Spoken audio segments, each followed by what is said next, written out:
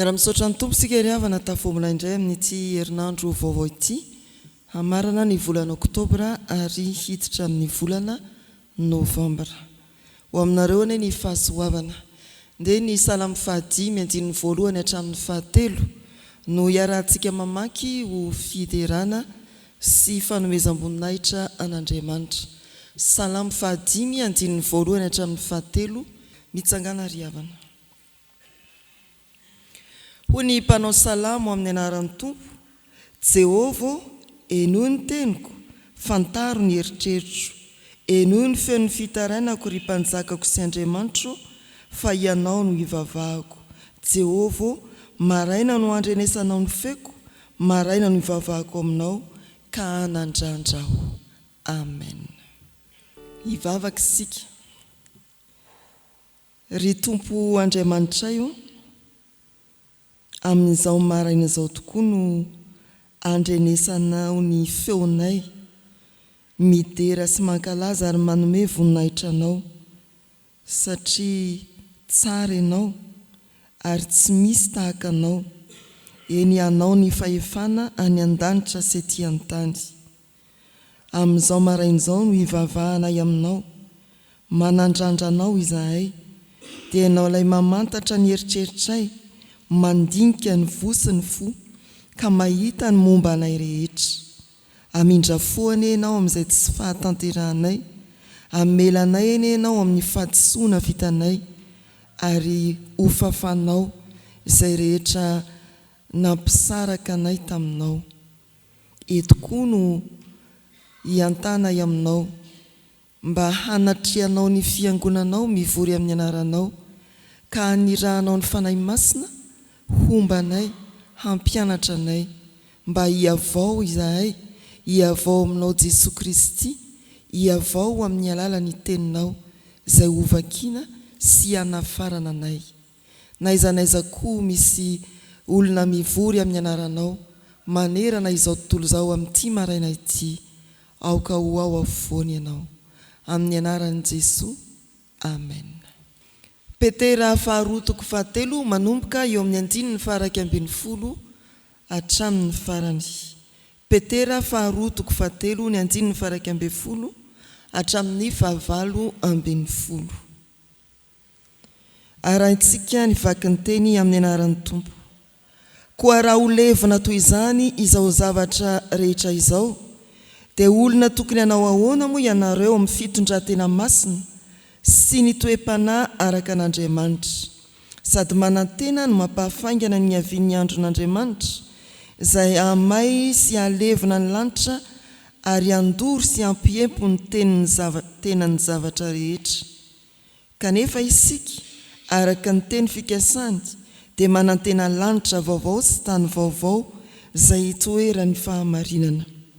Koa amin'izany, ry malala, satria manantena izany zavatra izany ianareo, dia mazotomba ho hita tsy manatsiny mampondro eo anatrehan'ny tompo amin'ny fihavanana, ary ny faharipon'ny tompontsika dia ekeo ho famonjena, tahaka ny voasoratry Paoly rahalahy malalantsika taminareo koa araka ny fahendrena nomena azy, tahaka ny ataony amin'ny epistiliny rehetra koa, fa milaza izany zavatra izany ao aminy izy, ary aminareo dia misy zavatra sarom-pantarina izay aolan'ny olona kely fahalalana sady tsy miorina tsara, tahaka ny anaovany teny sasany amin'ny Soratra Masina koa, ka mahatonga fahaverezana ho an'ny tenany. Koa satria fantatrareo raha teo izany ry malala, dia tandremo fandrao voataona ny fahatsoany ratsy fanahy ianareo, ka ho lavo hiala amin'ny orenanareo, fa mitombo amin'ny fahasoavana sy ny fahalalanan'i Jesosy Kristy tompontsika sy mpamonjy, ho azy eny ny voninahitra ankehitriny sy mandrakizay. Amen. Amen. Ray masinao, manamasina anay amin'ny fahamarinana, ny teninao no fahamarinana. Amen. Araka ny efa novakiana tamintsika teo dia ny Petera faharotoko fahatelo andininy Fjkm hatramin'ny farany no anjara vaky tenin'ny fiangonana sy anjara Mofonaina ho an'ny fiangonana amin'ity anio ety. Raha mamaky ny soramandry eo ambonin'izany Mofonaina izany isika dia mahita fa ny amin'ny fihavin'ny tompo sy fananarana ny amin'izany no antom-panoratany Petera ity taratasy na ny fahamaranana ny taratasy faharoa no soratany ity. Ny amin'ny fihavin'ny tompo sy fampitandremana.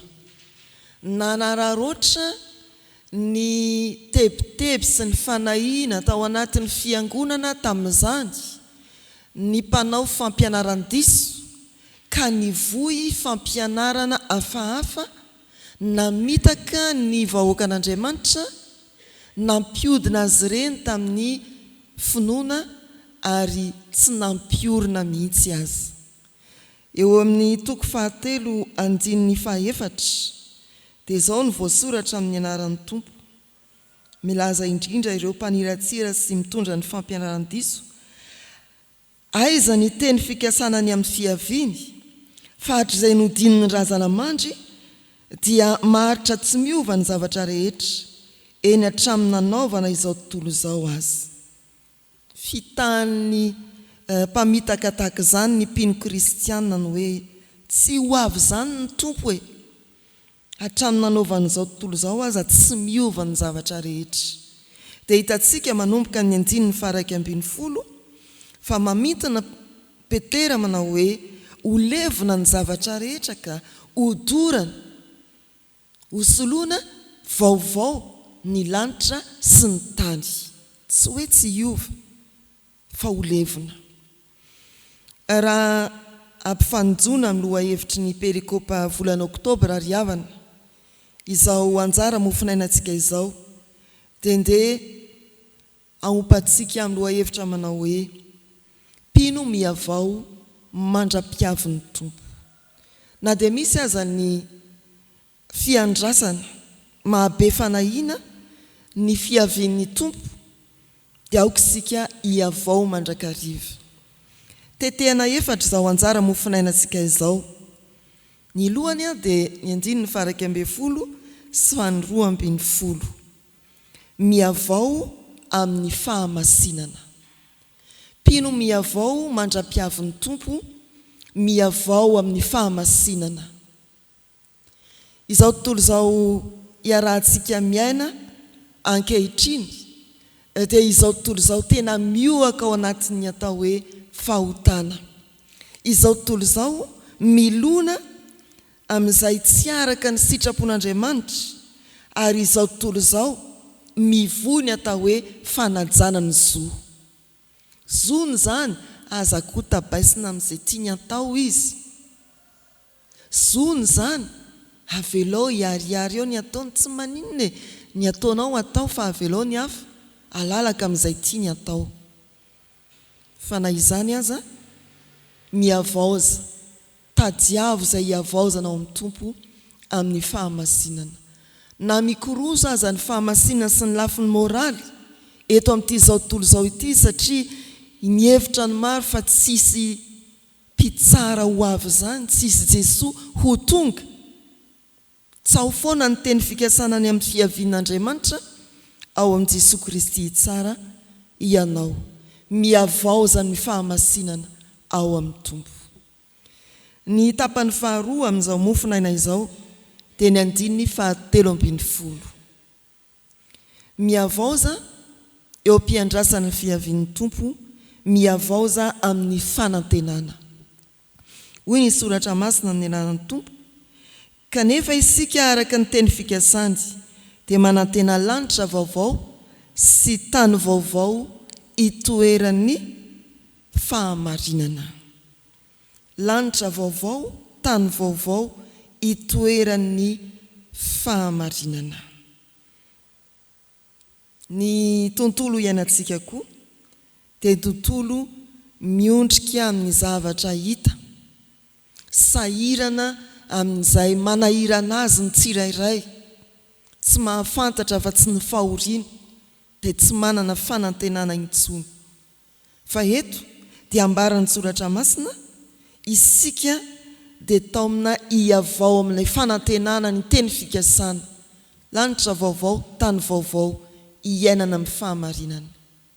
Miaina amin'ny tontolo mioaka amin'ny fahotana feny tsy fahamarinana sika ankehitriny fa tao amina hanana fanantenana tontolo feny fahamarinana, tsy misy kolikoly, tsy misy fisolokiana, tsy misy fanjakan'ny zavatra tsy araka ny sitrapon'Andriamanitra. Miavao amin'ny fanantenana koa isika, na dia eo amin'izay tsy misy anantenana intsony aza averimberina amintsika izany. Avaoza ny fanantenanao eo am-piandrasana ny fihavin'ny tompo. Patso kristianina hiara-ho kivy na anakivy ny hafa isika amin'izao fotoana sarotra izao. Fa ny fahatelo ry havana dia eo amin'ny andininy 14 hatramin'ny 19. Misy teny anankiray eo manao hoe mazoto. Izao no ambaran'ny Soratra Masina.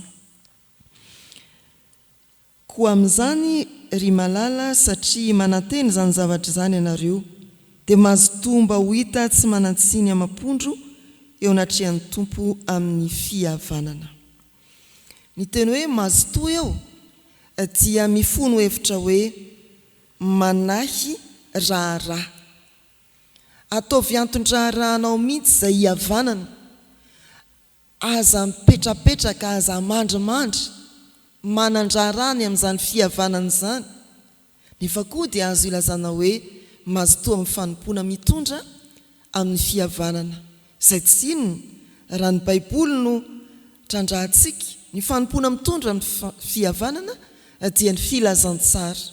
Ny fitoriana ny filazantsara mampihavana ny olona amin'Andriamanitra, ny fitoriana ny filazantsara miteraka fihavanana amin'ny olona samy olona. Mazotoa amin'ny fanompoana an'Andriamanitra. Araka izany ny tapany fahatelo, ny Hafatra dia manao hoe miavaoza amin'ny fanompoana. Sarotra ny mahita fanoratena tena madio amin'izao vanim-potoana irahantsika miaina izao. Mazoto ny olona satria entohana saran-dalana. Mazoto ny olona satria tepitepitepika. Izany olona nao mission izany mazotozoto mihitsy. Mita hiraka any amin'ny faritany. Mahazo inona? Tamby. Mandehana fotsiny ataovy ny hiraka. Tsisy izany. Fa izany no tadiavina amin'izao fotoana izao ry havana. Olona feno fahazotoana, manararaha. Sao tsy ho vitako ty azy ty. Ahoana ny fomba amitako an'izy ty. Miavaoza amin'ny fanompoana. Aoka tsy ho tafandrimandry isika amin'ny asa fampihavanana mbola miandry. Eto amin'izao tontolo izao maro mbola manalavitra n'Andriamanitra. Betsaka ny mbola tsy tonga amin'ny fihavanana madio ao amin'i Jesosy Kristy. Aoka koa tsy hevitra ho afa-po amin'izay efa vitanao tamin'ny fanompoana ianao. Ndeha hiavao amin'ny fanompoana. Ny Hafatra fahaefatra farany, raha mofo topaina dia ny tapany farany. Misy ty lohany dia misy ty vodi-mofo. Fa eo isika izao. Ny andininy 17 sy ny 19. Ny Hafatra fahaefatra dia ny hoe miavao mandra-pihavin'ny tompo ny mpino ary miavao amin'ny fahalalana.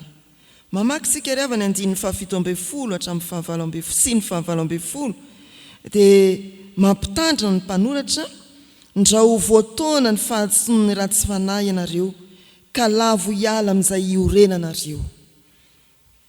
Naoraka tamin'ity herinandro ity no hoe fiangonana mampitafigony ny mpiara-mivavaka. Renareo ve zany? Izany nandre? Izany nahita? Dia samy mitafigony avokoa ny mpivavaka. Teto Madagasikara zany, vahiny eto Jerosalema nareo, tsy tany Mahajanga fa teto Antananarivo. Dia izay tokoa aza manao ohatrany hoe voamaly koa ohatrany hoe nisy nitafy fotsifotsy daholo dia izay zany le izy. Ry havana malala, ny olona manana fahefana amin'ny fijoroana amin'ny teny dia manana fahefana amin'izay hitenenany. Tsy tokony ho atonitsika izany. Ary izany mahatonga ny olona maro voapetaky ny vy mahamay satria miantehitra amin'ny feo, mampivily amin'ny fiorenana amin'ny finoana marina, tsy ampy fahalalana. Tahaka ny olona mahantra ara-panofo hitantsika mitsindroka eny amin'ny fanaripako ny mpiarabelona amintsika na dia ny kristianina toantsika aza ankehitriny mahantra ara-panahy ka mitsindroka mitsimpitsimpona izay reniny sofiny ho lasa fiainany tsy mitady ilay tena sakafo tsy mahavatra milona ao amin'ny tena fampianarana izay miteny dia ekeny tsy misy fandalinana zany eka hoe ndondretsika zany tsy gondray ny tafitsika fa ravikazo ohatrany tao amin'ny Genesisy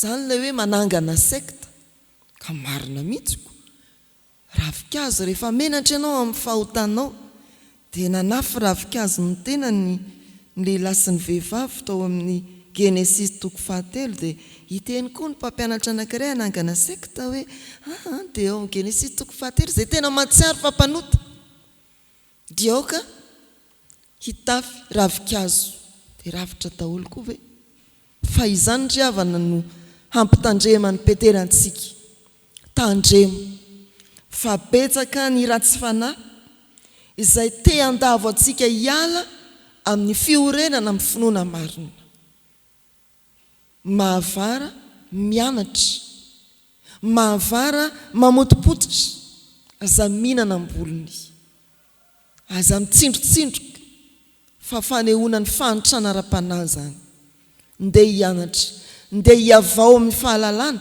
ao amin'i Jesosy Kristy antsonsika na dia maro aza ny fampianarana azo tovozina mora foana atsiaroa na eny an-tsena na any amin'ny tambajotra sosialy avaozy ao amin'i Jesosy ny fahalalana ao azy dinio ny Soratra Masina aza mandray ambolony ho an'Andriamanitra irery ny voninahitra isika eo am-piandrasana ny fihavin'ny Tompo hiavao amin'ny fahamasinana hiavao amin'ny fanantenana hiavao amin'ny fanompoana hiavao amin'ny fahalalana amen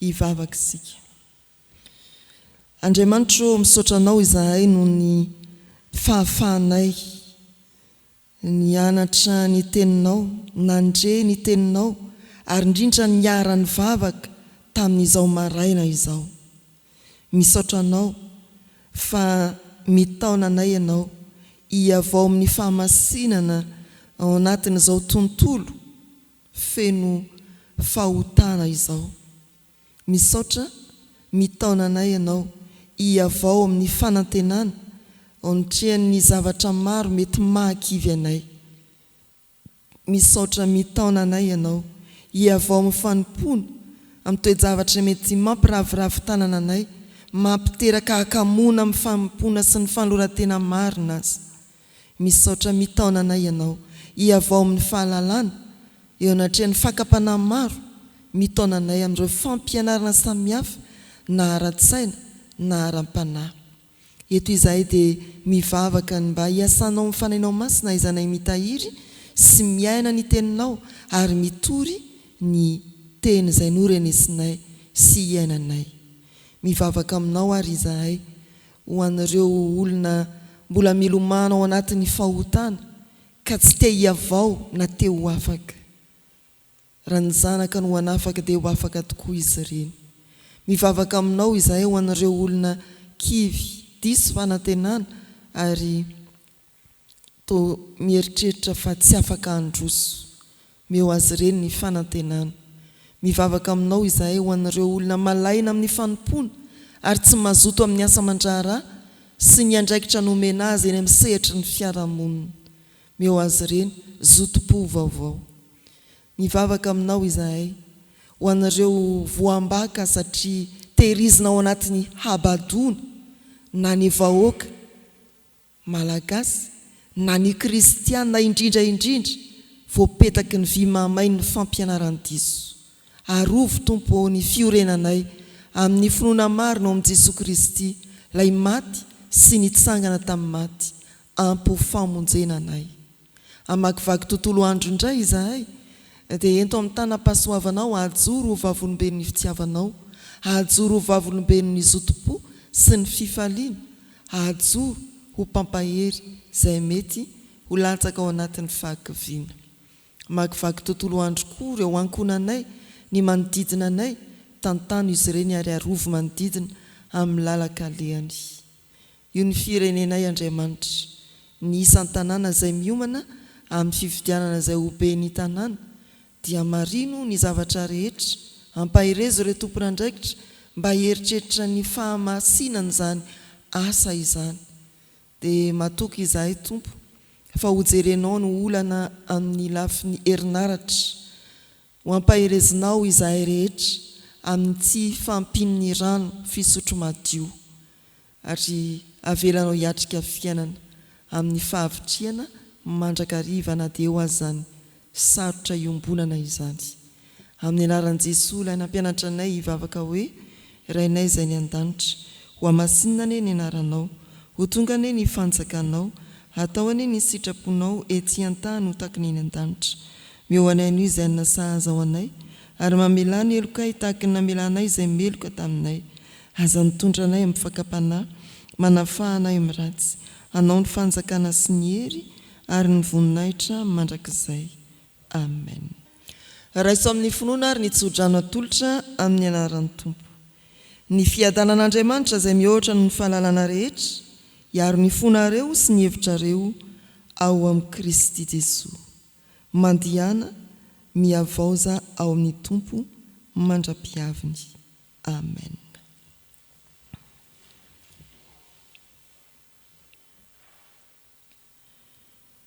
Ho an'Andriamanitra irery ihany ny voninahitra, amin'ny anaran'ny Ray sy ny Zanaka ary ny fanahy masina. Amen.